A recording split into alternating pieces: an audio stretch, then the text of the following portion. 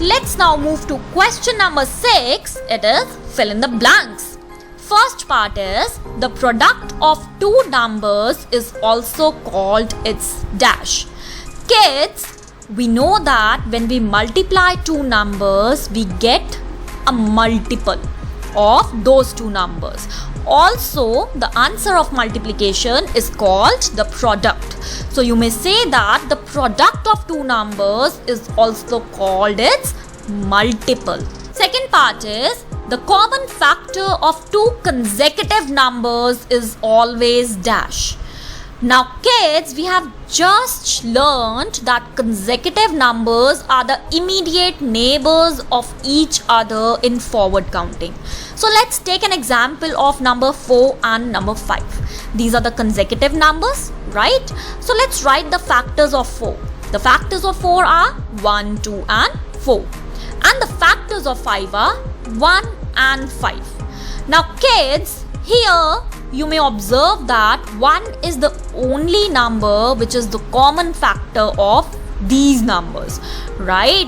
So you may say that the common factor of any two consecutive numbers is always 1. That means the numbers which are the immediate neighbors of each other always have only one common factor, that is 1. Let's move to third part. It says the product of an even number and an odd number is always dash number. So let's check it with the help of an example. Kids, if you multiply 8 and 7, 8 is an even number and 7 is an odd number. So the multiplication will give you product 56. That means we will get 56 as answer. So 56 is an even number. Let's check one more example, which is 2 multiplied by 3. Here 2 is an even number and 3 is an odd number. And the product of 2 and 3 gives us 6, which is an even number. Let's take a look on one more pair. 12 multiplied by 5. Kids, 12 is an even number and 5 is an odd number. And we know that 12 5s are 60. 60 again is an even number because it ends with 0. And we know that any number that ends with 0, 2, 4, 6 or 8 are even number. So kids, from here you may observe that whenever you multiply an even number and an odd number, you will always get even number as the product. So the product of an even number and an odd number is always even number. Let's now do part 4. It says the multiple of an even number is always dash number. Let's check it with the help of an example. Kids, we know that 4 is an even number. So let's multiply 4 with 1. On multiplication of 4 with 1, we'll get 4. Let's multiply 4 with 2.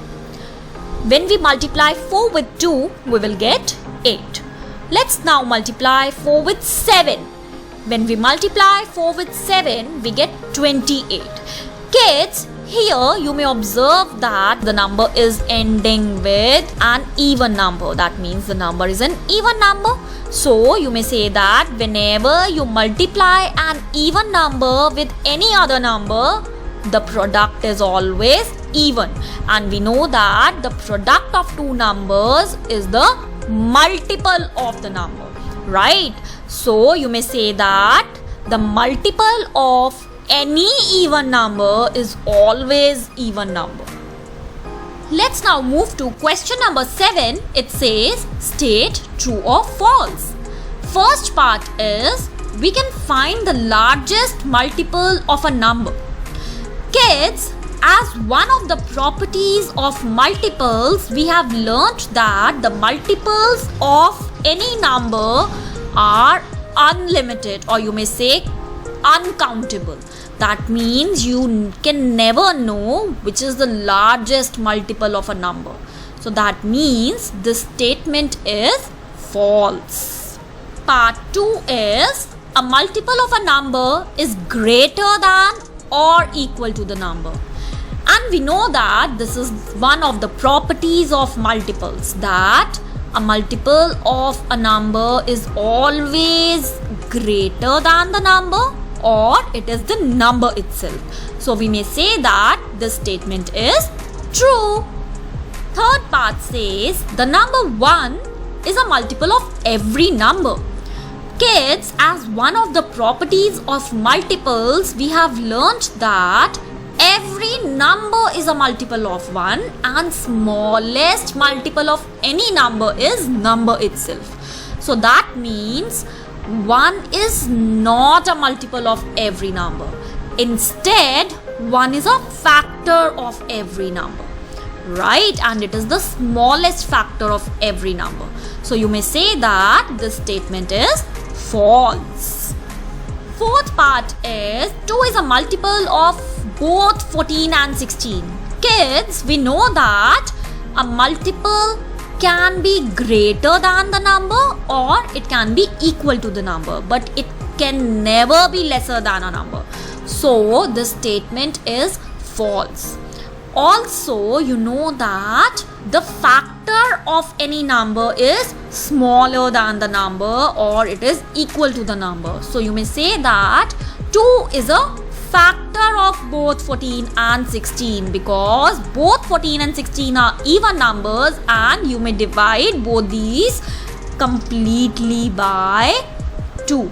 Part 5 says the number 1 has unlimited multiples. Kids, we know that multiples of any number are uncountable. That means the multiples of any number are unlimited.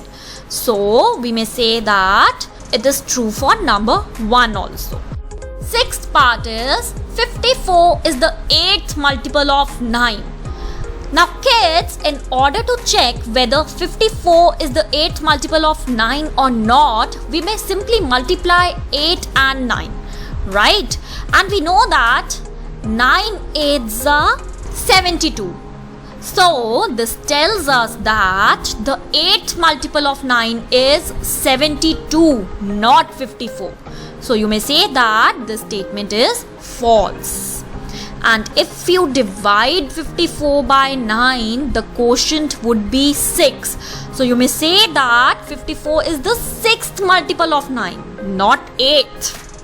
Let's discuss question number 8. It says, can you make a factor tree for 43? Why?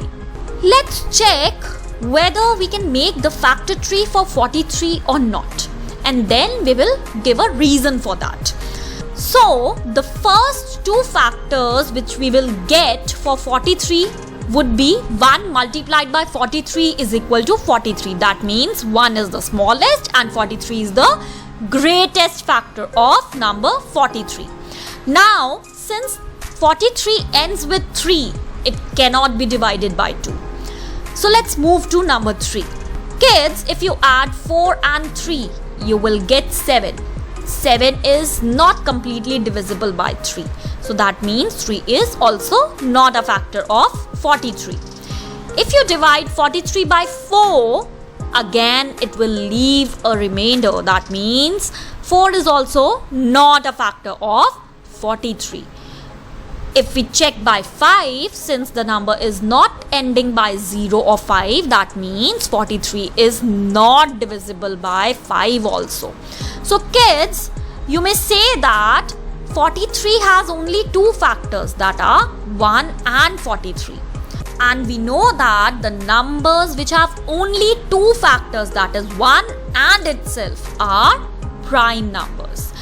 And we also know that we do not include 1 and number itself as the factors in factor tree, right? So you may say that you cannot make a factor tree for 43 because it has only two factors, that is 1 and itself, and we do not include these two factors in factor tree.